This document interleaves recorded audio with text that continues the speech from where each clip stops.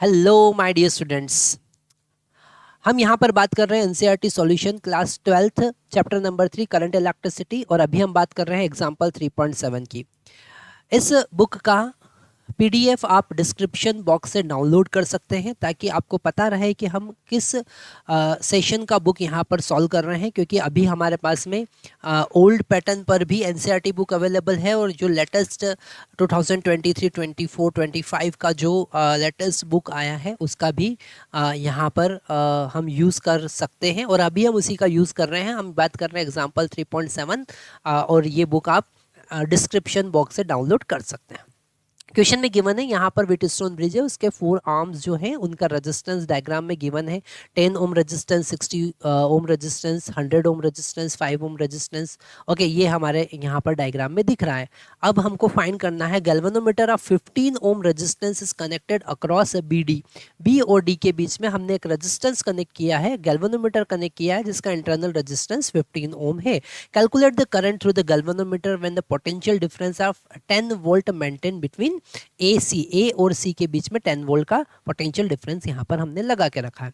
तो यहाँ पर ये जो ब्रिज है P by Q is not equal to R by S, ये बैलेंस कंडीशन में नहीं है, तो हमको यहाँ पर KCL KVL का यूज करना पड़ेगा इस इक्वेशन को, इस ब्रिज को सॉल्व करने के लिए। तो हम यहाँ पर जब KCL KVL का यूज़ करेंगे तो यहाँ पर सबसे पहला जैसे डायग्राम में दिख रहा है, बैटरी से हम मान रहे हैं कि एक I करंट डिलीवर हो रहा है ना, और ये I करंट यहाँ पर दो पार्ट में डिवाइड हो रहा है, एक I1 और एक I2।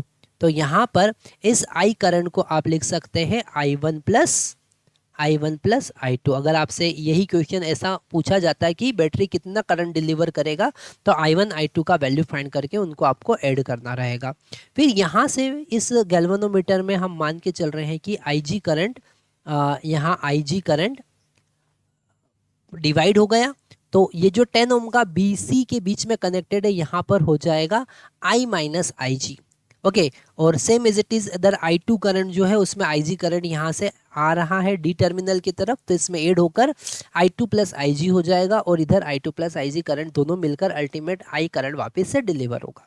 फिर से हमारे पास यहाँ पर लास्ट क्वेश्चन की तरह तीन करंट है I1 I2 और IG, और तीनों करंट को हमको सॉल्व करना है, तो तीन इक्वेशन हमको लिखना होगी, और तीन इक्वेशन के लिए हमको तीन लूप लेना पड़ेंगे। तो हम यहाँ पर सबसे पहले ये ऊपर वाला लूप ले रहे हैं जिसमें हम बैटरी को इंक्लूड कर रहे हैं, है ना। तो A B C और बैटरी के होते हुए फिर से A।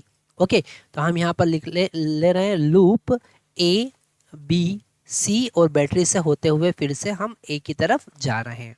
सबसे पहले ए से स्टार्ट करते हैं। ए बी, यहाँ पर I1 करंट फ्लो हो रहा है, तो 100 इंटू I1 हम लिखेंगे।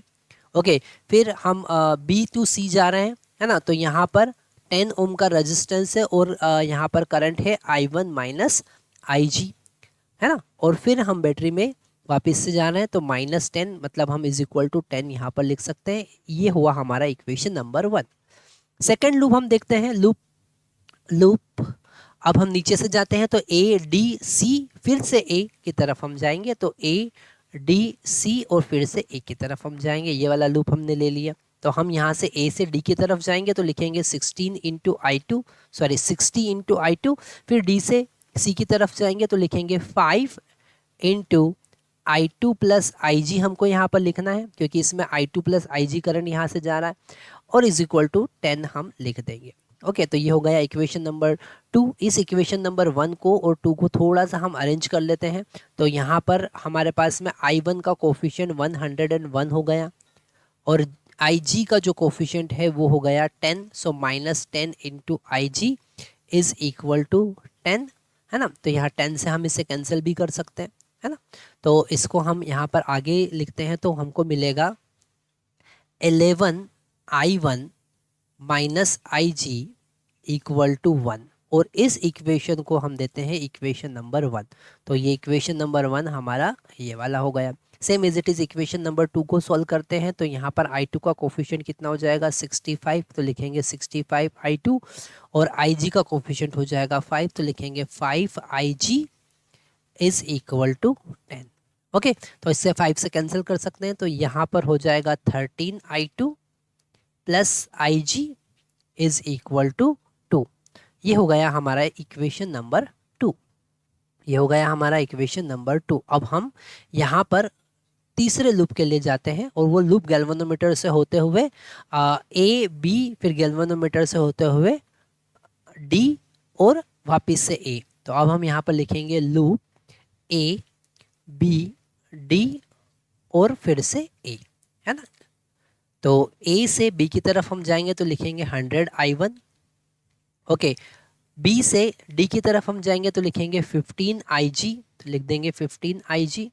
फिर यहाँ पर करंट के अपोजिट डायरेक्शन में हम जा रहे हैं, I2 के अपोजिट डायरेक्शन में जा रहे हैं डी से ए की तरफ, तो लिखेंगे -60 into I2 is equal to 0। यहाँ पर आपको ये समझ में आया होगा कि हमने यहाँ ये जो डी से ए ब्रांच का करंट नेगेटिव क्यों लिया है, क्योंकि हम करंट के अपोजिट डायरेक्शन में जा रहे हैं। तो ये एक सिंप्लीफाइड इक्वेशन हमको मिली, है ना। अब इस इक्वेशन को हमने लिख दिया इक्वेशन नंबर 3। इन तीनों इक्वेशन को हम साइमल्टेनियसली सॉल्व करेंगे। ओके, और I1, I2 और IG का वैल्यू कैलकुलेट करेंगे। जब यहाँ से हम I1, I2 और IG का वैल्यू कैलकुलेट करते हैं तो हमको IG इक्वल टू मिलेगा